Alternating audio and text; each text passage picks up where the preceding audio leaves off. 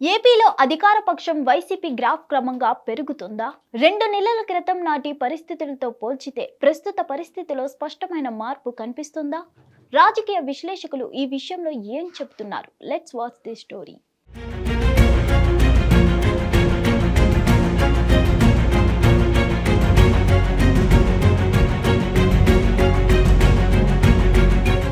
ఏపీలో అధికార పక్షం వైసీపీ గ్రాఫ్ క్రమంగా పెరుగుతుంది.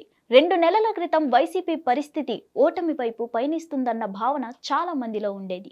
ఎన్నికల సమయానికి వైసీపీపై మరింత వ్యతిరేకత పెరుగుతుందనే చర్చ విస్తృతంగా సాగింది. నిజానికి అదే జరిగి ఉండాలి. కానీ వైసీపీ గ్రాఫ్ పడిపోవడం పక్కన పెడితే పెరగడం ఆశ్చర్యం కలిగిస్తుంది. దీనికి ప్రధాన కారణం జగన్ గద్దె దించాలన్న ప్రతిపక్షాల కూటమి సరైన మార్గంలో నడవలేకపోవడమే.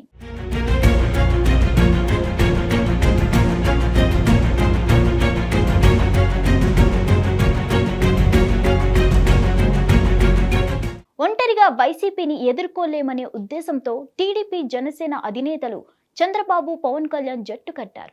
అధికారంలోకి రావడానికి ఎవరి పందా వారిది. దీన్ని ఎవరు కాదనలేరు. టీడీపీ జనసేన అధికారికంగా పొత్తు కుదుర్చుకోవడంతో ఆ రెండు పార్టీ శ్రేణుల్లో జోష్ పెరిగింది. వైసీపీ శ్రేణుల్లో కలవరం మొదలైంది. ఇల్లు అలకగానే పండగ కాదన్న సామెత చందగా టీడీపీ జనసేన పొత్తులో సమన్వయం ప్రధాన సమస్యగా మారింది.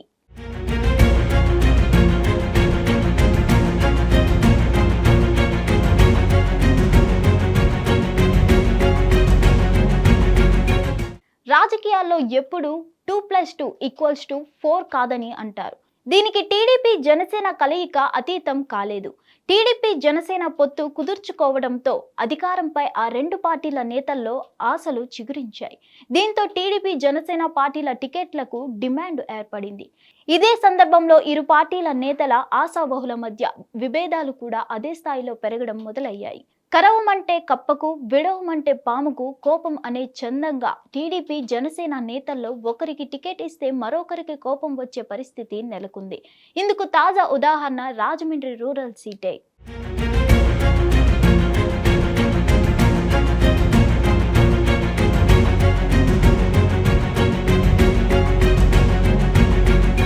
కందుల దుర్గేష్ కు టికెట్ ప్రకటించి రాజమండ్రి నుంచి పవన్ వెళ్లిపోయారు. అక్కడ ఏం జరుగుతున్నదే అందరికీ తెలిసిందే. అలాగే రాజానగరంలో కూడా జనసేన పోటీ చేస్తుందని పవన్ ప్రకటించడంపై టీడీపీ గుర్రుగా ఉంది. ఇదే సందర్భంలో పొత్తు ధర్మాన్ని పాటించకుండా చంద్రబాబు ఇద్దరు అభ్యర్థుల్ని ప్రకటించారని పవన్ కళ్యాణ్ రిపబ్లిక్ డే నాడు అసంతృప్తి వ్యక్తం చేశారు. టీడీపీ జనసేన అధినేతలు ఇంకా అభ్యర్థుల్ని పూర్తిగా ప్రకటించకుండానే ఆ పార్టీలో లొల్లి ప్రారంభమైంది. చంద్రబాబు పవన్ కళ్యాణ్ సర్ది చెప్పినా వినిపించుకొని వాతావరణాన్ని ఆ రెండు పార్టీల్లో చూడొచ్చు. నూజివీడు టీడీపీ ఇన్ఛార్జ్ ముద్దరబోయిన వెంకటేశ్వర్లు పార్టీ ఎందుకు వీడాల్సి వచ్చిందో ప్రత్యేకంగా చెప్పాల్సిన పని లేదు. నూజివీడికి ఇంకా టీడీపీలో చేరకనే మాజీ మంత్రి కొలుసు పార్థసారథిని ఇన్ఛార్జ్గా నియమించారు.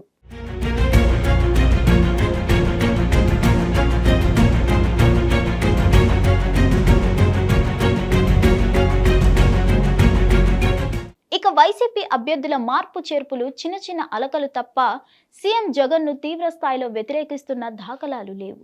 దీనికి ప్రధాన కారణం వైసీపీ మళ్లీ అధికారంలోకి వస్తుందన్న సానుకూల వాతావరణం ఉండడమే. టీడీపీ జనసేన పొత్తులో చాలా మందికి టికెట్లు గల్లంతవుతాయనే భయం ఇరు పార్టీల నేతల్లో ఉండగా ఇప్పుడు బీజేపీ కూడా తోడవుతుంది.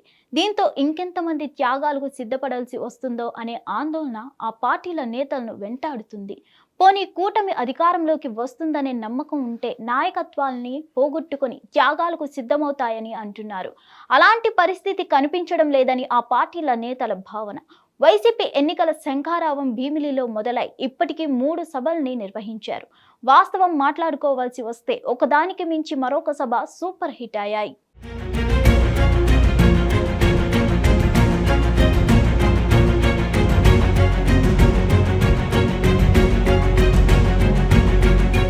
జగన్ పాలనపై వైసీపీ శ్రేణుల్లో అసంతృప్తి ఉందనే విమర్శ ఈ సభలతో కొట్టుకుపోయింది. జగన్ మళ్లీ అధికారంలోకి వస్తాడనే బలమైన సంకేతాలు తీసుకెళ్లడంలో వైసీపీ సిద్ధం సభలు విజయవంతమయ్యాయి. ఈ దెబ్బతో వైసీపీని వీడిన నేతలు సైతం పునరాలోచనలో పడ్డారు. మంగళగిరి ఎమ్మెల్యే ఆళ్ల రామకృష్ణారెడ్డి వైసీపీని వీడి కనీసం నెల రోజులు కూడా గడవకనే మళ్లీ పాతగూటికే చేరారు. వైసీపీలో సిట్టింగ్లకు సీట్లు లేవని చెప్పిన జగన్ను వీడి వెళ్ళని పరిస్థితిని చూడొచ్చు. విజయవాడ సెంట్రల్, రాయదుర్గం, పూతలపట్టు నియోజకవర్గాల ఎమ్మెల్యేలు కొంత అసంతృప్తికి గురైనా మళ్లీ సర్దుకున్నారు. రాయదుర్గం ఎమ్మెల్యే, పూతలపట్టు ఎమ్మెల్యేలు కాపు రామచంద్రారెడ్డి, ఎంఎస్ బాబు వైసీపీ తీరుపై విమర్శలు గుప్పించిన వెంటనే పొరపాటైందని అధినేతకు మద్దతుగా నిలిచారు. ఇదే టీడీపీ సీటింగ్ లేదా మాజీ ఎమ్మెల్యేలకు సీట్లు లేవని చెప్తే అప్పుడు తెలుస్తుంది అసంతృప్తి, ఆగ్రహం అంటే ఏంటో. విజయవాడ ఎంపీ కేశినేని నాని వైసీపీలో చేరి టీడీపీకి కొరకరాని కొయ్యగా మారారు. ఇదే వైసీపీని వీడిన నర్సారావుపేట ఎంపీ లావు శ్రీ కృష్ణదేవరాయలు మాత్రం నోరు మెదపడం లేదు. నర్సారావుపేట బదులు గుంటూరు టికెట్ ఇస్తానంటే ఇష్టపడక కృష్ణదేవరాయలు టీడీపీని ఎంచుకున్నారు. అంతే తప్ప సీటింగ్ సీట్లో కొనసాగిస్తానంటే కృష్ణదేవరాయలు పార్టీ మారేవారు కాదు.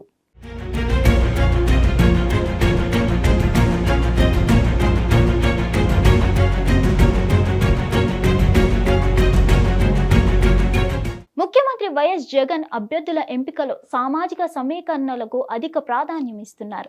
ముఖ్యంగా బీసీలకు ఆయన పెద్దపీట వేయడం టీడీపీ, జనసేన పార్టీలను కలవరపెడుతుంది.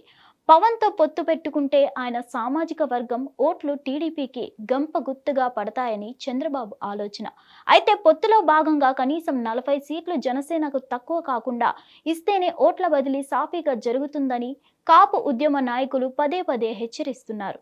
మరోవైపు ఎల్లో మీడియా మాత్రం 20 నుంచి 25 సీట్లు మాత్రమే జనసేనకు ఇస్తారని రాస్తున్నాయి. ఇదే నిజమైతే టీడీపీకి జనసేన నుంచి ఓట్ల బదిలీ ఎట్టి పరిస్థితుల్లోనూ జరగదని వారు హెచ్చరిస్తున్నారు. అంటే చంద్రబాబు ఏ ఓట్ల కోసమైతే జనసేనతో పొత్తు పెట్టుకున్నారో ఆ ఫలితాలు రావని కాపు నాయకులు హెచ్చరించడం ఆందోళన కలిగిస్తుంది. మరోవైపు కాపు ఓట్లు పెద్దగా రావనుకొని బీసీల కోసం జగన్ వ్యూహాత్మకంగా అడుగులు ముందుకేస్తున్నారు. బీసీలకు అత్యధికంగా సీట్లు ఇస్తూ వారి అభిమానాన్ని చూరగొనడానికి అన్ని ప్రయత్నాలు చేస్తున్నారు. బీసీలు కాకుండా మొదటి నుంచి వైసీపీకి ఎస్సీ, ఎస్టీ, ముస్లిం, క్రిస్టియన్ మైనార్టీలు అండగా నిలుస్తున్నారు.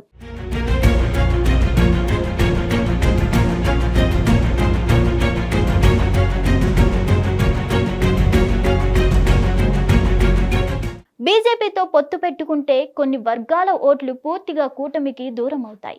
ఇప్పుడు బీసీలు మరింత బలంగా వైసీపీకి అండగా నిలిచే పరిస్థితి కనిపిస్తుంది. ఈ పరిణామాలన్నీ వైసీపీ మళ్ళీ అధికారంలోకి వస్తుందనే ప్రచారానికి ఊతమిస్తున్నాయి. మరోవైపు ఇవే టీడీపీ, జనసేన కూటమికి నెగిటివ్. సీట్లు, నియోజకవర్గాల కేటాయింపు వచ్చేసరికి టీడీపీ, జనసేనతో పాటు బీజేపీ కూటమికి మరింత వ్యతిరేకత ఎదురుకానుంది. అందుకే వైసీపీ విషయంలో ఎల్లో మీడియా తప్ప నాయకుల వైపు నుంచి వ్యతిరేక గళాలు బలంగా వినిపించడం లేదు. కూటమిలో సీట్లు, టికెట్ల కీచులాట జరుగుతుంటే వైసీపీ మాత్రం సానుకూల వాతావరణంలో ప్రచారాన్ని హోరెత్తించనుంది. ఇది వైసీపీ అధికారానికి చేరువ కావడానికి దోహదం చేయనుంది. టీడీపీ, జనసేన, బీజేపీ సీట్లు, టికెట్ల సిగపాట్లను చూసి ఎటు ఈ కూటమి అధికారంలోకి వచ్చేది లేదు, చచ్చేది లేదని భావనతో వైసీపీ వైపు మొగ్గు చూపే అవకాశాలు ఎక్కువగా కనిపిస్తున్నాయి. సమస్య లేని ఇల్లు ఉండదు, పరిష్కారం లేని సమస్య ఉండదు. బంధాలు గొప్పవి, బాధలు చిన్నవి. మీ సమస్యని మేము పరిష్కరిస్తాం. రండి, మాట్లాడుకుందాం.